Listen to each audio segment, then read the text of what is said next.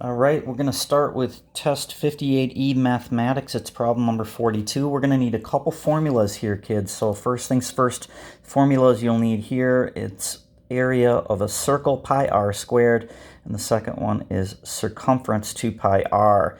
If you don't know these or forgot them, please write them down now. Here's the problem. It says, what's the area in square units of a circle that has a circumference of 18 pi? Step one is to just take this formula here, 2 pi r, write it down, and then take in the information from the question. C, or circumference, equals 18 pi, so we know that if we do a quick calculation, we can calculate what the r, or radius, is. 18 divided by 2 gives you the r radius, okay? Second thing we're going to do is take the radius, 9, and throw it into the first formula. Area equals pi r squared, so we know that the r is 9, so it's pi 9 squared, or 81 pi. That gives us answer choice J for problem 42. Let's take a look at 43. 43, it's a very tricky problem. What we want to do here is acknowledge we have this A down over here, and then we have this coming up here, and we're dealing with some type of a boat going under a bridge or something, okay? So the trap on this test here is if you look up here in the corner, you see that's the 90-degree angle. When they present this for you here, if this is the angle here, you see that this is always going to be the opposite side of 100, and this appears to be the adjacent side. Adjacent will be connected to the hypotenuse. Hypotenuse, by definition, is always the longest leg. Since this is quite long and this is quite long, it's kind of hard to see, but remember that the 90-degree angle is the one that's going to be in the corner, so this is actually flipped upside down. Instead of this being 3,000 being the adjacent, this now, because of the 90-degree angle, and look at it real close, kids, see it? This is how it's presented. Here's your 90-degree angle, so this is the adjacent, and this yellow line is now the hypotenuse. Let's go back and take a look at that a little closer. All right, so with that in mind, you just do a simple calculation, and it's the sine opposite 100 over the hypotenuse, which is going to be the 3,000. Remember, tricky. Look at it close. In the corner, that 90-degree angle tells you it needs to be superimposed. Problem number 44, we're going to skip, and I'm going to let my assistant teach that. We're going to be on to number 45. 45, it's a coordinate geometry problem here, and we're going to need to use a couple formulas here. The first formula that we have is the y-intercept equation. Y equals mx plus b. Y is the y, m is going to be the slope, x is x, and b is the y-intercept. When you come over here, you look at here is the y-intercept up here. Here's our y value, here's our x value, okay? Just by glancing at that, then you look over here, it's y equals negative slope x plus the y-intercept of 6, all right? So that's the formula just to kind of get you up to speed. The second thing that we're going to use is we're going to go ahead and calculate the slope, because here we have the y-intercept is all the same, the y is all the same, the x is all the same, so they're really asking you about the slope. So in this case, what I used was the formula rise over run. Rise means how many times you're going up. If you count from here to the top, that's 6. The run is on the x-axis. That gives you 4. 6 over 4 can be reduced down to 3 over 2. All right, so now we know 3 over 2. That gives us answer choice A. B is out, C is out, and D is still in there, okay? If you look here, the slope is going down, and so it's going to be negative. That gives you the correct answer of answer choice A. Problem number 46 here, it tells us in the problem that our x plus y is going to be greater than 1 but less than 2. But when you look at what it's in between there, it looks like it's positive, because here's a positive 1 and a positive 2. And just simply look at your graphs here and answer choices and see which one contains positive numbers. Here's some negatives, cross it out, negatives out, negatives again, cross that out. Negatives here, answer choice J. Just look for what matches up in the question on that one. The answer really is pretty much inside the problem. 46 is J. Problem number 47, we're looking for the difference between the mean and the median. First thing we need to do is make a definition. The mean, what we do with the mean is we take these numbers, okay, we add them up, and then we divide by the total, right? Okay. The median is going to be the middle number. And so if we have the middle number of 5 digits, you would simply find the one that's in the middle. All right, this is a problem for us here because we have 4 digits. So how do we find the mean of 4 numbers? Odd numbers are real easy.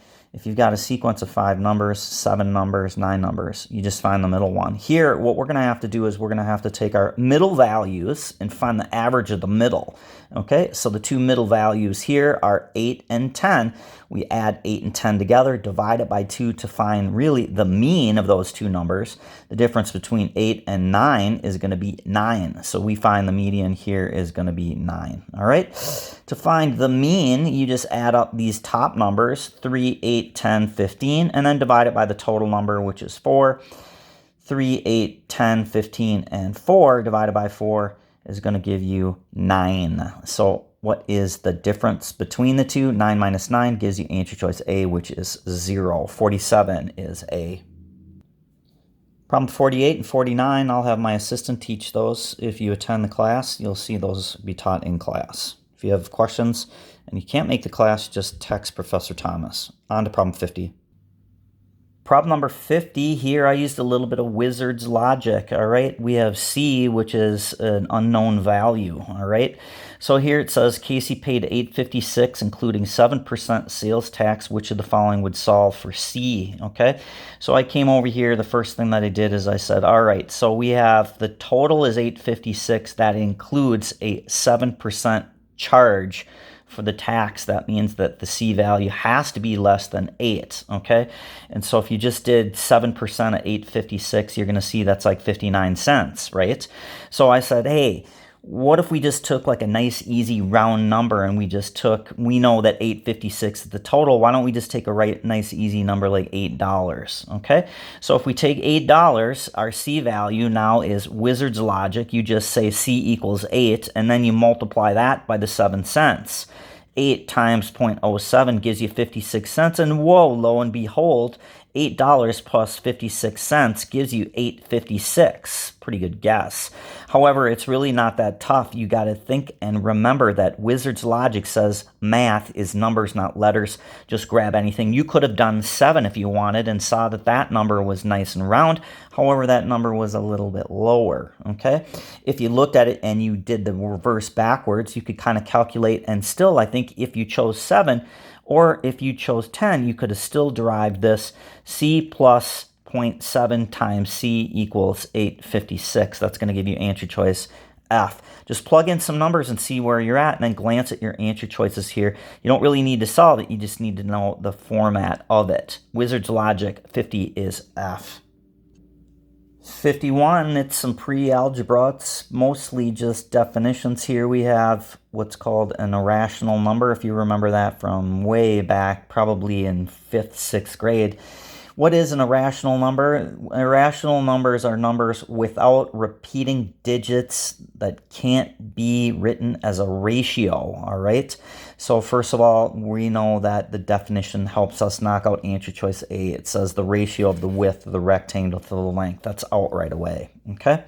So basically, if you have a number with repeating digits, that potentially could be something, but you want something that's just going to have random digits going on and on and on that don't repeat, okay? Really random, okay? So let's go ahead and take a look at our steps here. So what I did is I came over here and I said we have our side 1, side 2, but we need the hypotenuse because they're asking us the diagonal line in one of these questions, okay? And diagonal again, all right? So quick Pythagorean theorem, a squared plus b squared equals c squared. So what we do is we say 2/3 squared times 3 squared. I get rid of the fractions. 2 divided by 3 squared gives you 0.44444. And then we're going to add that to 3 leg here, which is squared. 3 times 3 is 9. Add them up. And you see that the c value here, or the diagonal, is 3.07245829. That is definitely an irrational number, so E is going to be the correct answer on that one. Please write the definition down if you can't remember on that one.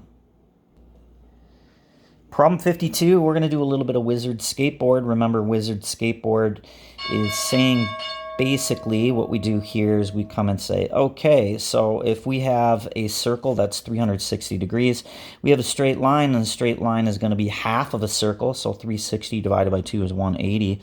And then from the pivotal point where that spot is at 0, you saw I simply drew that black line there, and then I divided it out in half. Okay, so that tells us 180, and then now we have 90. Okay, so the orange line represents the angle that we're looking for. All right, that's what we're asked for. It's BAC. All right, so it's this angle right here.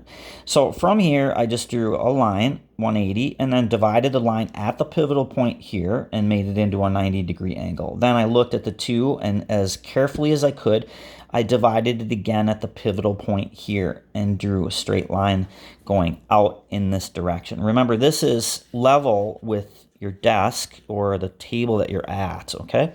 So when you divide that out, you see that this angle here, the big one, is 45 degrees. And then this one up here, right, if you were to divide this out again, that looks like it's roughly half of the 45. So half of 45 gives you like 23. So 45 and 23 gives you roughly 68. The correct answer on that one, Wizard's logic, is answer choice J. Now, I dare you kids to ask me how to do this the regular way, because I sat here and looked at it for probably 20 minutes and I have no idea. Anyone has a regular idea how to do this one, just shoot the professor a text message, and maybe I can add that to my repertoire of geniusness. But for right now, we're going to stick with answer choice J, problem 52, using a little bit of Wizard's skateboard. Problem number 53 is a pre-algebra word problem. It says Pat sells refrigerators and is paid $200 per week plus commission, $125 for every refrigerator sold. Now keep in mind, if Pat did not sell any refrigerators, Pat would still receive $200 per week. That's the base salary, okay? With that in mind, we've got a couple different methods. We're trying to figure out how many total refrigerators we have. Method number one is just to simply keep that in mind, $200 a week, okay?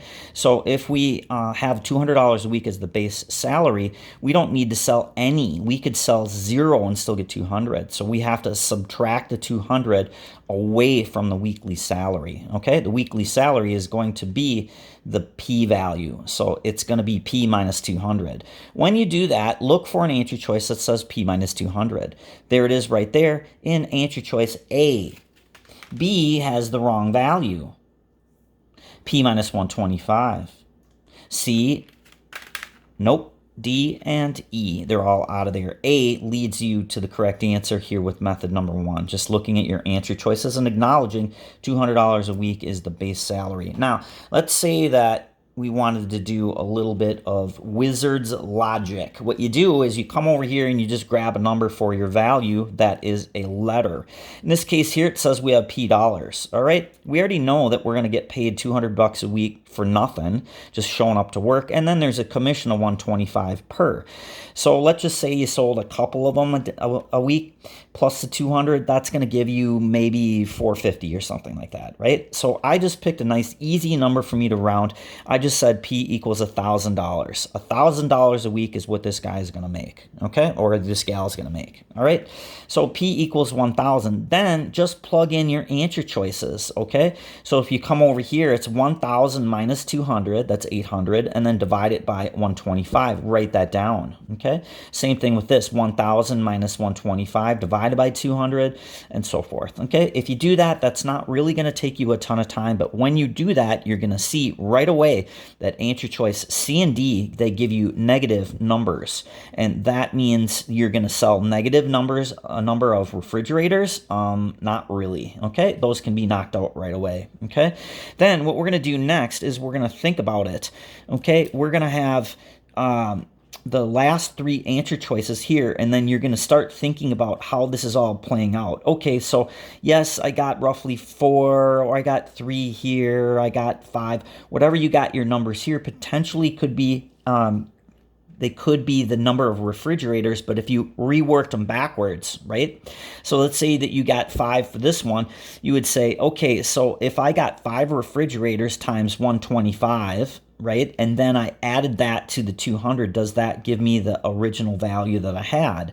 You're going to see that when you do that, you're going to come up with answer choice A. It's pretty straightforward. And you see I was a little bit vague because all you have to do is really just plug in some number. You could have done 500. You could have done, 2,000, whatever you wanted to do. I would probably pick a larger number than something like 200 and 125, just because if you got 3 refrigerators, you're 375 plus 200 already. That makes sense why I chose the 1,000. In this problem, 53A is the correct answer.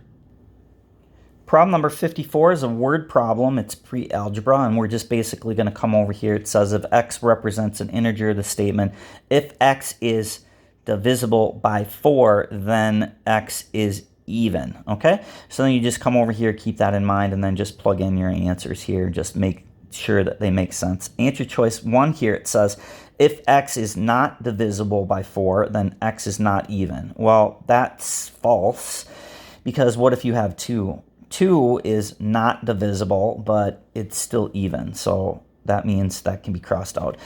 Number 2, it says if x is even, then x is divisible by 4. Well, what if you have 2 again? 2 is going to not work, so that's a false statement. And then you come and check 3. 3 is the only one left here. 3 is the correct answer. That leads you to answer choice H. Problem number 55, I'm going to have my assistant work on this one in the class, and problem 56 will give her a chance to work those 2 problems. We're on to problem 57. All right, problem 57, it looks like it's geometry, and also you could use a little bit of the wizard's ruler. It says the right triangle ADE shown here, C is on AE, right? Okay, so here is AE and C, okay? And then here's the dimensions for BD. All right, so we're trying to find this value right down over here. So first way that you could solve it just using regular geometry is this formula here, a method called similar triangles. So you got these 2 triangles that are similar, all right? So what we want to do is basically just cross multiply. So I use this leg here and then this leg here. So it's 4 and 6, because this is the unknown value. I like to keep it on the top. So 4 over 6 is going to equal question mark over 5. See, I just took those 2 and those 2, and then I put it in the formula. Then I cross multiplied. 4 times 5 is 20, and 6 times question mark 6x, right? Okay. Then what I did is I just simply solved. 20 divided by 6 gives me the question mark. The question mark value is going to give you roughly 3.33. Then I just translated my answer choices and found answer choice A gave me that exact number. Now, let's say you forgot how to do that and you didn't recognize that these are similar triangles, and you said, hey, prof, that's not a triangle, okay? It's a different type of the shape. Okay, great, yeah, I get it, no problem. There's no like pointy tip on this one, so maybe it isn't a similar triangle, or I didn't see it. Let's go ahead and use the wizard's ruler. So the first thing that we want to do is we're going to make a wizard's ruler with the edge of your paper, but what you want to do is you want to make the ruler off of the same leg. Here is this leg A to D, and this leg is drawn to scale for you. So what I did is I took the edge of my paper, right here, and this part right here is going to be the 0, and then I just made my ruler like that, okay? Simply just made my ruler, and then I measured it out, okay? So you come over here, you measure from A to B, mark here, and then half of A to B, and then half of that, and then half of that, okay? So when you do that, then you just slide your ruler over, and you're going to see that your ruler will go 5, 2.5, 1.25, and 0.2625, okay? And then the edge will be the 0, all right? Then what you want to do is just go ahead and take the ruler, slide the ruler over, and then measure it. So here, let's just find this. If you come over here, so this is what we have. We have roughly 5, and then here is 2.5. And then here is 1.25, and then here is 0.62, all right? Then what you do, and let's blow this up a little bit so you can actually see what I'm doing, okay? So what I do is I just come over here, and I take the edge of the ruler, right? Just like this, and you see here is the 0 right here, right? And then what I do is my ruler goes out to 2.5, right? I put my dot here, and then I slide my ruler over and then measure the next part, okay? So here it is here. It roughly gives me 2.5 and 0.62, so it's like 3.1 or something like that. All right, then what you do is you translate your answer choices and see that all the choices are out except for potentially A and D, and I had a little bit longer than 3, so I'm going to go with the answer choice A on that one. It's a little bit of Wizard's ruler, kids. It's 57. Problem 58 is another Wizard's ruler. So what we're going to do is we're going to come back over here and we're going to just take a look at this. And let's use the Wizard skateboard on this one, all right? So what we're going to do, let's blow it up a little bit here, all right? So the first thing is we're trying to find the interior of each one of these angles. I take my pen and paper and then I twist this and turn the paper sideways. See how it's kind of cockeyed a little bit, all right? And this lower line here is equivalent to the edge of my desk, okay, or the tabletop. See how it just makes more sense when it kind of, you put it in the frame like that, okay? Then what I did is the bottom of this octagon or the seven-sided shape or whatever you call it, I just drew that line, okay? So I extended it out from here all the way to here. Just drew that line, boom, okay? I know that from here to here gives me 180 degrees, and then when I went over here and I found the pivotal point here, I just drew the straightest possible line up that I could, boom. All right, that divided a straight line in half, which roughly gave me 90 degrees. I wrote it in there, see it? Okay. Then on the other side, what I did is I drew that line out as well, and I didn't worry about whether it was on the line or not. I'm just simply worrying about dividing this top line with this line here, because these two lines represent a 90-degree angle, just like you saw over here. Now I divided it out and I saw that it roughly fell pretty darn close to that 90-degree angle. So what I did then is I said, okay, each one of those is going to be a 90-degree angle plus roughly a 45. So I just added those two together. 90 and 45 gave me 135 degrees. And then I counted up how many angles were there. 1, 2, 3, 4, 5, 6, 7. There's 7 angles. 135 times 45 gave me 135 times 7 gives me 945, and that's going to give me the closest answer choice. Is going to be H on that one. Hope that makes sense. It's a little bit of the Wizard's skateboard stuff as we saw in the last problem on that one. All right, a tough trig problem here. We're going to use a little bit of Wizard's logic and take a look at this problem here. All right, so they give us some values up here. The one that's probably the most important here, it says the sine of x equals 4 over 5. So the first thing that I did in step number 1 is I took that sine x equals 4 over 5. Then I went and drew it out, okay? So here it is right here, okay? So I know that the sine is going to be the opposite over the hypotenuse. So here's my triangle I just drew. And then I put my angle here, and then the opposite leg is going to be 4, so I put the opposite is opposite of the angle right over here. All right, then the hypotenuse I drew as at 5. And then I said, hey, wait a second, okay?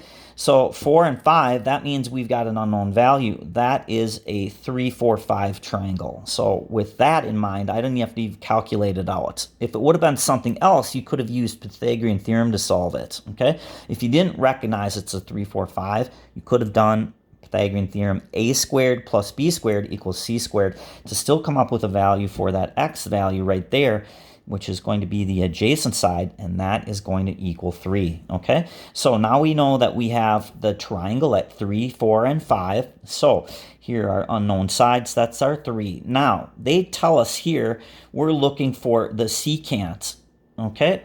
That leads us to some stuff you may want to write down here. It's other trig functions, okay? Here's how I remember it, okay? We have the cosecant. It's 1 over the sine. The secant is 1 over cosine, and the cotangent is 1 over tangent. If you can just remember this order, then this is easy, sine, cosine, tangent, which you got memorized already. So we know that we're looking for the secant, and the secant is going to be 1 over the cosine, all right? So since we have our 3, 4, 5 triangle, we know that the cosine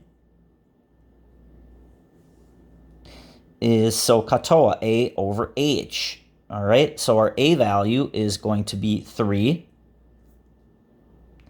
And our H value is going to be 5. So now we just throw that into our formula, okay? So we have the secant is 1 over the cosine, which is 1 over 3 divided by 5, okay? So I divide my 3 by 5 to get that out of there, okay? Which gives you 0.6. And then you still have your 1 on the top. See where I am here?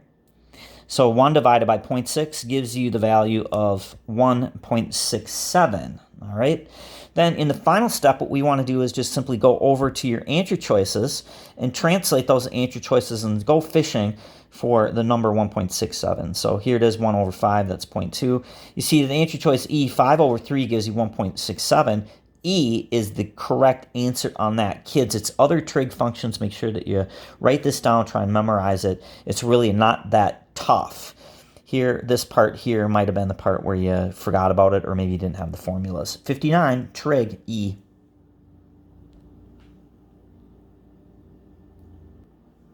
All right, and the toughest problem on the test here today, it's Wizard's Logic. All right, so the first thing that we do, it looks like it's a mix of some Wizard's Logic and then some trig on this one. So the first thing that we want to do is just take this formula here, what they give us, and then just write it down. 2 sine x equals 2 sine x plus p. I wrote it down right over here, okay? Here is the secret tip that maybe you want to take into consideration or remember. The sine of 90 degrees is 1, okay? Remember we learned last week or the week before we talked about the sine of 30 is 0.5. Well, the sine of 90 gives you 1, and that's really important because if you plug the sine of 90 in here, 2 times the sine of 90, the sine of 90 is 1, and 1 times 2 gives you 2, and that whole side gets cleared out. See that? All right, so let's do that. Sine of 90 gives you 1, and let's just simply plug it into the formula here, okay? So 2 times the sine of 90, right, is going to equal 2 times the sine of 90 plus p. Calculate that out. Sine of 90 is 1, right? So that goes away, and now we have 2 times 1. 2 times the sine of 90 plus p, all right? Now we come down over here, and 2 times 1 is 2. Then we go ahead and take a look at the second part here. It's 2 times the sine of 90 plus p. We really didn't get anything out of here because the second line here is the same as this one, which is pretty much the same as this one, right? Okay, so now what do we want to do? Okay, now we convert over to plugging in your answer choices because we're almost there. We have 2 equals 2 times the sine of 90 plus p. Take your answer choices and plug the answer in for p, and then this right side of the equal sign is going to have to equal 2. All right, so here's what I did. I came over here, and I usually always start with the middle value. It's 180, okay? So let's take 180, and we're going to plug it in for p right here, all right? Let's go down and do that. 180 from here plugs into p, and it looks like this. 2 equals 2 times the sine of 90 plus 180. And remember, 180 is our p-value, all right? So 90 plus 180, that gives you 270. And then on your calculator, type in sine 270 equals. Then multiply that by 2. And see, does that equal 2? No, it doesn't. It gives you a -1. So -1 times 2 does not equal 2. Therefore, answer choice H can be crossed out. I felt like I was close. You see that? So I jumped down and I looked at the next one. I took my answer choice, 360. I jumped it back into the formula that we have up here, all right?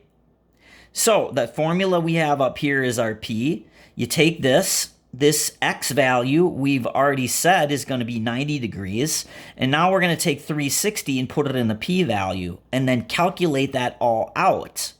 Here again, your sine of X, which would be 90. So this problem would read something like this. 2 times the sine of 90 equals 2 times the sine of 90 plus 360. See it?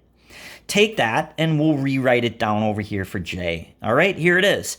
It's 2 times equals 2 times the sine of 90 plus 360. We're going to add 360 and 90 together to get a value of 450. On your calculator, simply type in sine 450 and bracket, and then multiply that by 2. You should get 1. Now, when you come back up here and you multiply 1 by 2, that equals 2. And that equals 2 on both sides. 2 equals 2. All right? Step number 7 just does that. 2 equals 2 times 1, or 2 equals 2. That is going to equal the value we're looking for. It's answer choice J. Once again, kids, if you got a little confused, there's 2 things that you need to do here. 1, it's wizard's logic. Grab a number. Because this Z stuff and X stuff is not really math, it's not really numbers, it's letters. So for my X value, I chose 90 because 90 is an easy number for you to work with because sine of 90 gives you 1, all right? Then we plugged all that in as far as we could go, and then we used our answer choices to plug in for the second letter because letters you can't calculate in math. But you can only do that with numbers. Does that make sense? 60 is J. Thanks for watching today. Bye for now.